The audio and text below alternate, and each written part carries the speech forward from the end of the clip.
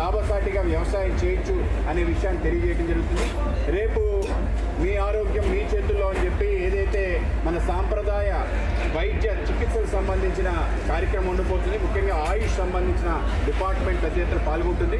సిద్ధ, ఆయుర్వేద, యునాని, అలాగే యోగా వీటిపైన నిష్ణాతులు మాట్లాడతారు. అలాగే చికిత్స కూడా చేస్తారు.